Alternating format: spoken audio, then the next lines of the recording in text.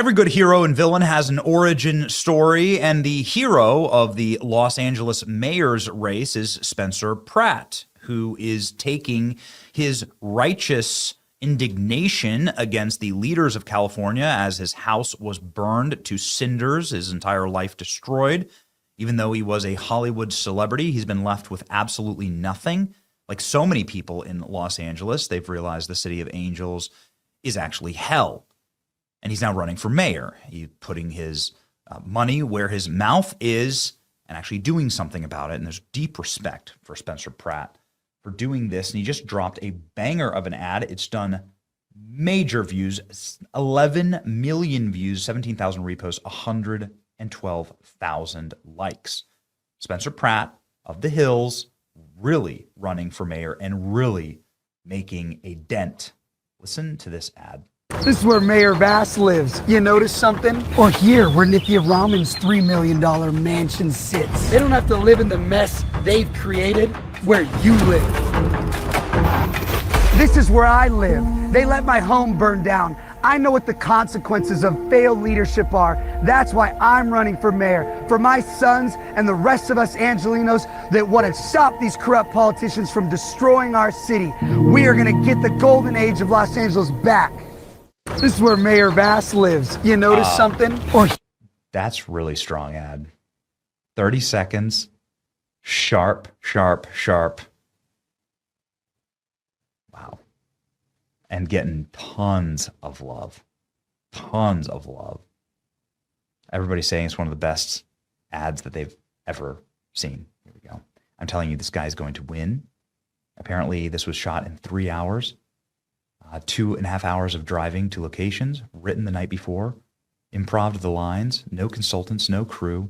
He outdid the entire political elite on his first try. You all are underestimating how talented and smart Spencer is. Fair warning. This is one of the most compelling ads I've ever seen from our side. 5 million views in 13 hours. Now it has 11 million views, 12 million views. This is an extremely effective ad. Imagine you have money and you donated a little to Pratt. A bit skeptical, but he's got that dog in him. Then he casually drops the greatest political ad in history. It's already a #1 fundraiser. How do you think this is going to go? Last time a candidate was able to communicate at this level, we know what happened. People calling him the next Trump. Now this is an ad. Harvard Law School graduates have been destroying America for the last 50 years. Early 2000s reality TV star is going to help us take it back. I love this country so much. Going back in time, 20 years to become the world's first trillionaire by buying $10 parlay. The Republican Party's characters would be the apprentice and the boyfriend from the Hills. 10 million views in a day. Please, God, let this translate to votes. Is Spencer Pratt going to mess around and become the mayor of Los Angeles? Facts. I wonder if Democrat incumbent Mayor Bass, who's running for re-election, has seen this. This is the best 30-second ad I've ever seen. Dad watched his house burn down in the LA wildfires. He was ignored. Now he's running for mayor of LA. Spencer Pratt launched his campaign with a video that looks straight out of John Wick and takes aim at failed leadership. Undeniably righteous quest. Undeniable. This video cooked the kind of origin story that you see in movies. That's right. Okay. Los Angeles mayoral election. Go ahead and see. Wow. Okay. So it looks like actually the odds-on favorite is the dirty communist. It looks like Los Angeles is going to go full Zorhan Mandami. Nithya Raman. Right, yeah. Spencer Pratt, though, doing better than Karen Bass at 22%. So I guess we'll see.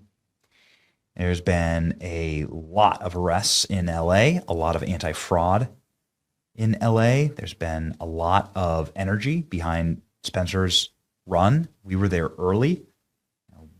We consider Spencer Pratt a friend. We did a podcast with him asking why he's running, and his answer rings like a bell. Here it is. And you're taking a stand. Like, instead of just taking it, like the Hollywood actors who, like you mentioned, goes and buys something else, you're taking a stand. You're saying, this is my dirt, I'll defend it. And that's really inspiring to a lot of people. Most people just get kicked, and then they just stay down and they keep getting kicked. And you're not doing that. And that's really remarkable. Like, in fact, you're entering the battle even more so and scaring a lot of powerful people by doing so.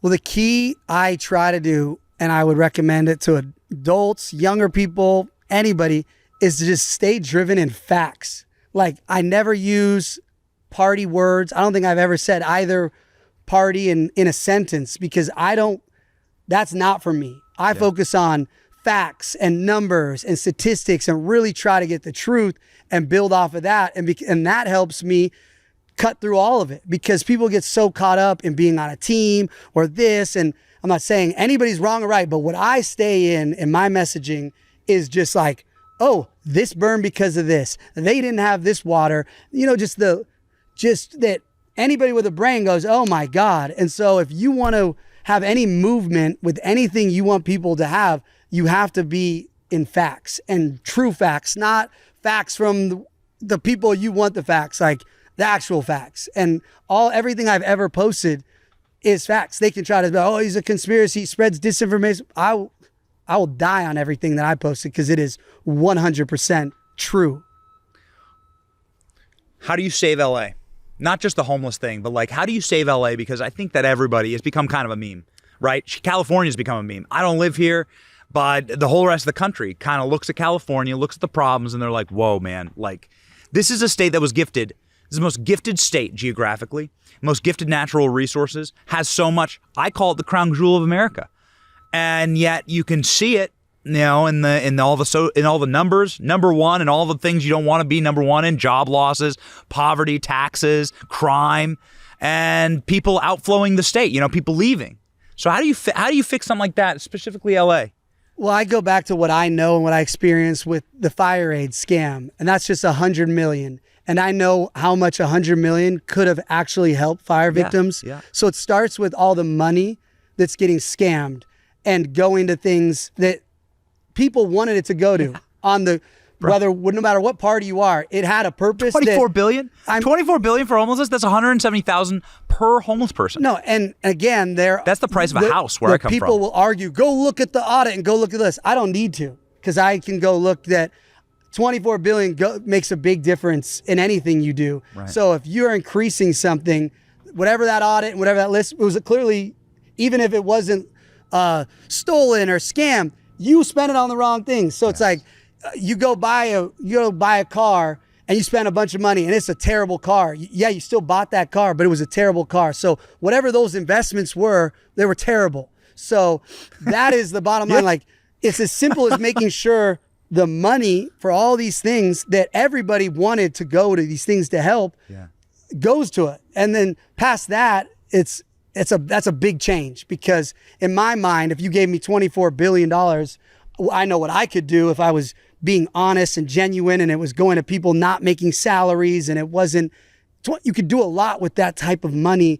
I could have done so much with $100 million in the Palisades, in Altadena, easily. By working with the community, talking to the actual victims, who's stuck here, what's small business. Like, right after the fire, I had a brand that didn't want to be politicized, but they gave me $50,000 to go give out $10,000 checks. And I never posted it because, I didn't want those people to feel any type of way. But I knew, because I handed those checks or whatever, where it's just a cash one, like a cashier's check, to these very small businesses. And just that $10,000, you would have thought like I came down from heaven.